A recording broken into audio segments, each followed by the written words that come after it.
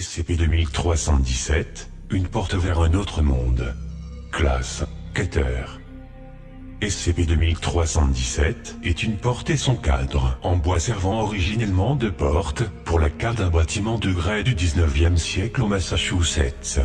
À l'ouverture de la porte, toute personne franchissant son cadre sera transportée dans une réalité alternative.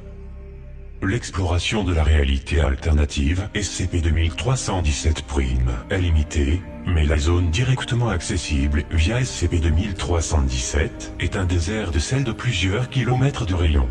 7 piliers de SCP-2317-A jusqu'à SCP-2317-G sont positionnés en un cercle de 10 mètres de diamètre à environ 10 mètres en face de SCP-2317.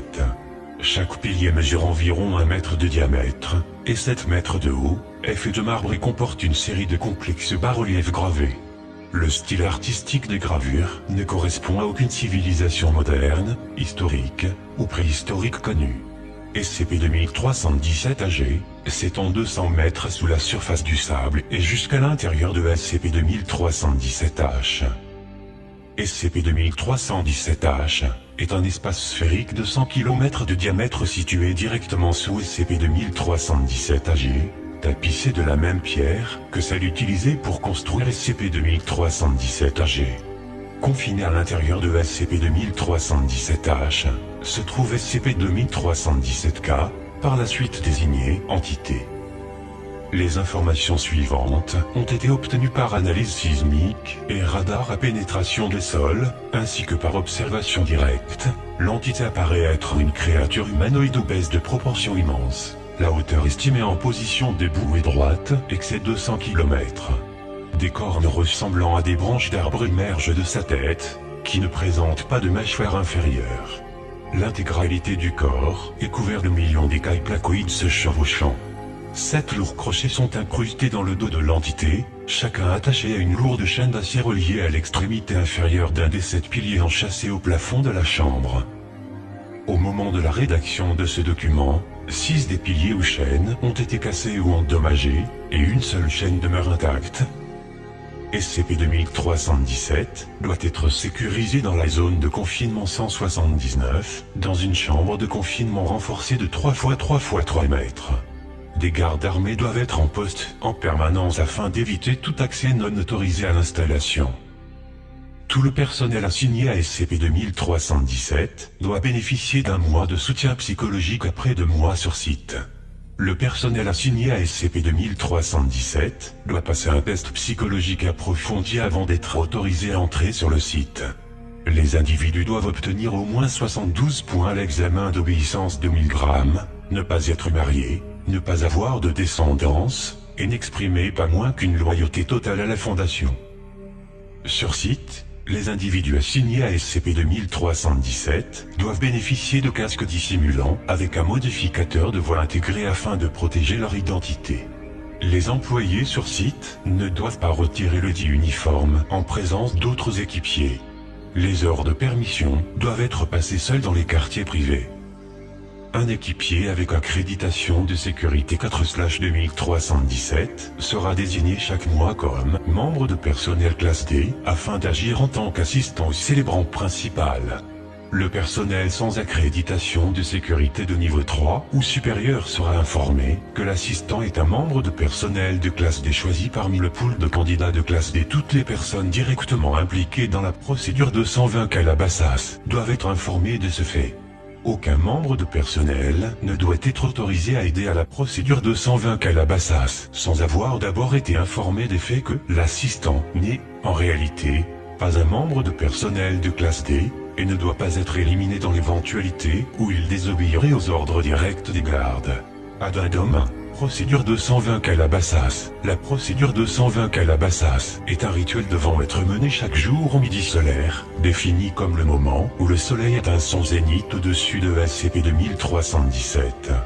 Mener la procédure 220 Calabasas requiert 2 agents de sécurité armés de la Fondation, avec une accréditation de sécurité de niveau 3 ou supérieur, désignés garde. Un membre de personnel de la Fondation, avec une accréditation de sécurité de niveau 4, désigné célébrant. Un membre de personnel de classe D, comme spécifié dans les procédures spéciales de confinement, désigné assistant. Un Gallus domesticus malvivant, de préférence en cage afin d'éviter toute complication durant le transport vers SCP-2317 prime, désigné poulet. Un couteau tranchant d'obsidienne, désigné lame. Un ensemble goupillon et aspersoir en argent, rempli de moins 500 cm3 d'eau bénite, par un prêtre de foi abrahamique. Un dispositif nucléaire d'1 kilotonne, à faire détonner en cas d'échec de confinement catastrophique. Le célébrant, les gardes, et l'assistant ouvrent SCP-2317, passent le pas, et entrent dans SCP-2317 prime. L'assistant entre en premier, suivi par les gardes, suivi par le célébrant. Les gardes vont, en permanence, rester conscients de la situation de l'assistant, et doivent être prêts à empêcher son évasion par la force létale. En commençant par le pilier le plus proche et aligné avec SCP-2317, SCP-2317-A, le célébrant se déplacera de SCP-2317-A jusqu'à SCP-2317-G, tournant dans le sens contraire des aiguilles d'une montre à un rythme régulier et mesuré. À chaque nouveau pas, le célébrant dispersera de l'eau bénite, en utilisant le goupillon et l'aspersoir, en direction du centre du cercle. Après un tour complet de SCP-2317-AG, le célébrant dispersera de l'eau bénite sur la tête de l'assistant en récitant la phrase suivante. 7 seaux, c'est à nous, 7 trônes pour le rascarler. Le célébrant s'éloigne ensuite suffisamment de l'assistant, qui saisira le couteau d'obsidienne et l'utilisera pour tuer le poulet fourni comme sacrifice. Le poulet sera vidé de son sang, celui-ci étant ajouté dans l'aspersoir, puis mélangé par agitation avec l'eau bénite déjà contenue dans ce dernier. L'assistant fait ensuite le tour de SCP-2317, agi dans le sens des aiguilles d'une montre, dispersant le mélange de sang et d'eau bénite en direction du centre du cercle. Après un tour complet de SCP-2317-AG, l'assistant marche vers le centre du cercle de pierre et verse le restant de mélange de sang et d'eau sur la plaque décolorée de sel et sable au centre, en récitant la phrase suivante. Du sang pour les anciens dieux, de l'eau pour le nouveau roi.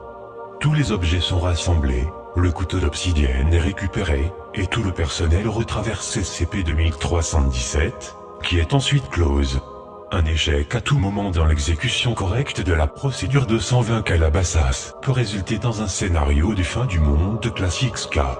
Si quelque incident ou échec devait se produire, l'ensemble du personnel devra retraverser immédiatement SCP-2317, en refermant la porte derrière lui. La chambre de confinement sera immédiatement verrouillée, et une urgence de niveau 2 déclarée et rapportée au Conseil 5. Les instructions supplémentaires seront prodiguées au personnel sur site, selon l'ordre d'urgence Zachary, et peut inclure la détonation de la tête nucléaire du site. Addendum 2317-2, historique, SCP-2317, a été découvert pour la première fois en 1922, par... L'objet a ensuite été déplacé vers ce qui était alors nommé zone de confinement provisoire 17. L'objet a été déplacé vers la zone de confinement 179 en 1982, où il se trouve toujours lors de l'écriture de cet article. Lors de la découverte initiale, 4 des 7 chaînes étaient cassées, et 3 étaient intactes. La rupture de la 5e chaîne en correspondit directement à un événement. Dans notre monde, la 6e chaîne, Trompian, coïncida également avec un événement bien plus violent, résultant finalement en la mort de 2 millions de personnes. L'analyse des textes supplémentaires retrouvés au moment du confinement a permis de définir la procédure 220 Calabasa en tant que moyen efficace de maintenir le confinement jusqu'à ce qu'une méthode efficace de réparation ou de rattachement des dites chaînes soit découverte. Les procédures de confinement ont été modifiées afin d'inclure la procédure 220 Calabasa. Les enregistrements montrant que la séquence d'événements présente une augmentation exponentielle de la létalité, il peut être extrapolé que la défaillance de la chaîne finale SCP-2317-G résulterait en un scénario de fin du monde de classe XK. Pour cette raison, tous les efforts possibles doivent être mis en œuvre afin de s'assurer de la réussite de la procédure 220 Calabasas. SCP-2317, le dévoreur de mondes. Classe, Apollyon. Désignation d'accréditation, tout le personnel 5. Personnel de niveau 4 ou inférieur autorisé si authentifié sous code cauchemar rouge vif. SCP-2317 est une entité primordiale connue comme le dévoreur de mondes. Le codex Erikesh indique qu'il a été capturé et emprisonné par des mystiques erikeshiens vers 1894 avant l'ère commune. Un extrait du passage relatif à l'objet se trouve ci-après. Et puis Keshpet mena son armée des 10 000 vers le royaume au-delà des nuages, et là il fait une bataille avec le dévoreur, puis son nom restait à jamais oublié. Et puis Keshpet et ses 10 000 fabriquèrent cette sournoise chaîne des eaux de Jastar, 7e jeune marié du redoutable dévoreur, puis son nom restait à jamais oublié, et l'attachèrent à l'intérieur de la perle du père des huîtres, lui qui habite sous le miroir, de celle dans le royaume sous la mer.